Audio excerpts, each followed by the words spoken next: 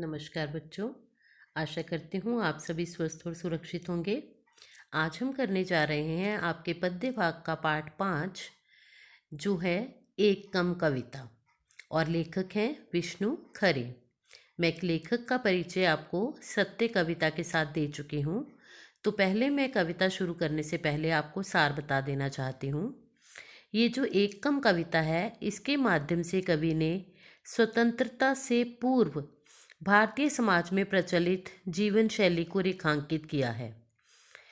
आज़ादी हासिल करने के बाद सब कुछ वैसा नहीं रहा जिसकी आज़ादी के सेनानियों ने कल्पना की थी, या यूँ कहें कि पूरे देश में आस्थावान, ईमानदार और संवेदनशील जनता का मोहभंग हुआ।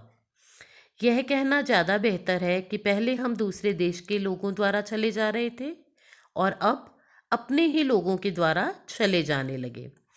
परिणाम क्या हुआ कि आपसी विश्वास, परस्पर भाईचारा और सामूहिकता का स्थान धोखाधड़ी, आपसी खींचतान ने ले लिया और नितांत स्वार्थपरकता का माहौल बनता चला गया।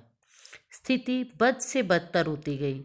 पूरे देश का, या यूं कहें आस्थावान, ईमानदार, संवेदनशील जनता का मोहभंग हुआ और ये पतनोमुख अभी तक जारी है। तो चलिए करते हैं व्याख्या।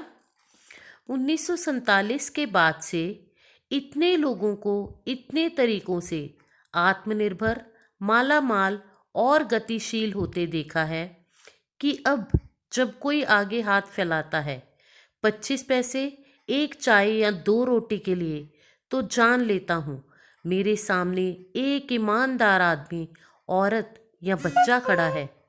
मानता हूँ कि हाँ, मैं लाचार हूँ, कंगाल या कोड़ी, या मैं भला चंगा हूँ और कामचोर और एक मामूली धोखेबाज। प्रसंग आप वैसे ही लिखेंगे कि प्रस्तुत जो पद्यांश है हमारी हिंदी की पाठ्य पुस्तक अंतरा भाग 2 एक कम कविता से उद्धृत है। रचयिता विष्णु खरे जी हैं और इसमें कवि ने स्वतंत्र उत्तर भारत की भारतीय समाज में प्रचलित हो रही जीवन शैली को रेखांकित किया है कि जो आज की स्थिति में ईमानदार लोगों की स्थिति वो है खराब होती जा रही है। तो कवि क्या कहता है, देखिए व्याख्या। आज़ादी के बाद 1947 यानी आज़ादी के बाद लोगों के जीने के तरीकों में बदलाव आ गया है। कवि ने बहुत सारे लोगों को कई तरीकों से आत्मनिर्भर, मालामाल और गतिशील होते देखा है। कहने का तात्पर्य है कि आज़ादी के बाद अमीर तथा प्रभावशाली बनने के लिए छल, कपट, शोषण, लूट, बेईमानी जैसे अनेक तरीके अपनाए गए हैं। अब वो क्या कह रहा है, वो आगे कह रहा है कि उसके सामने 25 पैसे, एक चाय या 2 रोटी के लिए जब कोई हाथ फैलाता है तो वह जान जाता है कि उसके सामने कौन है, या तो एक ईमानदार औरत है, या आदमी है, या बच्चा खड़ा है।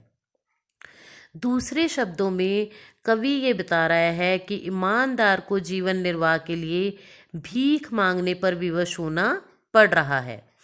कवि स्वयं को क्या कहता है, लाचार मानता है। मानता हुआ कि हाँ, मैं लाचार हूँ, तो वह स्वयं को लाचार मानता है। वह स्वयं को कंगाल या कोड़ी मानता है क्योंकि वह उनकी सहायता नहीं कर सकता।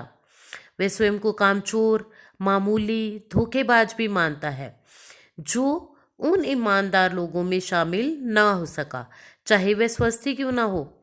तो यहाँ पर कवि का मानना है कि ईमानदार और प्रश्मी लोगों को शोषकों और धोखेबाजों का कोपभाजन बनना पड़ता है, क्योंकि ईमानदारी और श्रमजीवी जो हैं वो उनकी राह में बाधा बनते हैं। तो देखिए दूसरा आगे।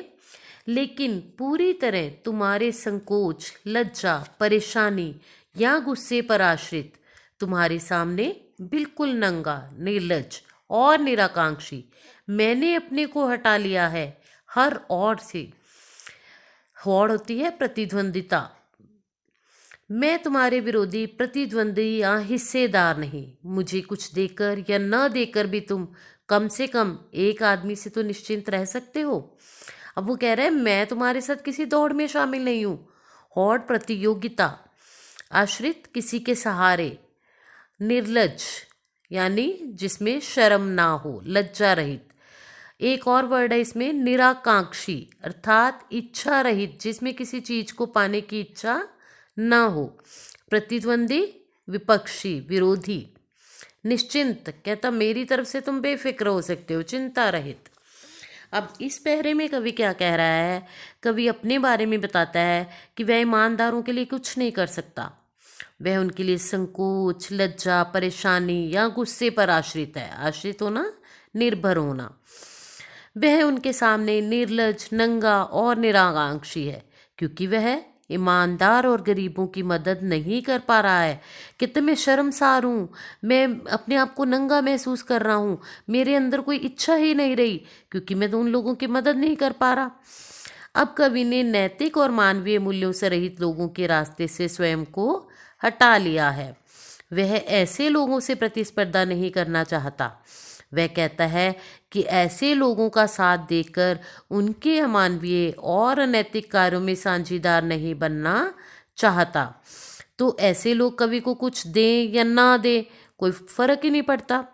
तो ऐसे लोगों के लिए कवि बाधक नहीं बनेगा। ये लोग कवि की तरफ से निश्चिंत रह सकते हैं। तो देखिए अगला, इसमें जो शिल्प सौंदर्य है ये आपको पता ही है, नंगा, निर्लज, निराकांक्षी, अनुप्रास अलंकार है, हटा लिया हर ओर से, अनुप्रास, कम से कम, अनुप्रास। तो इस तरह से आपने इसमें से अलंकारों को और जो इसकी शिल्प सौंदर्य है, विशेष सौंदर्य है, उसको स्पष्ट करना है। आशा करती हूँ आपको समझ आया होगा। फिर भी कोई डाउट, कोई क्वेरी हो तो यू कैन कॉन्टेक्ट मी। धन्यवाद।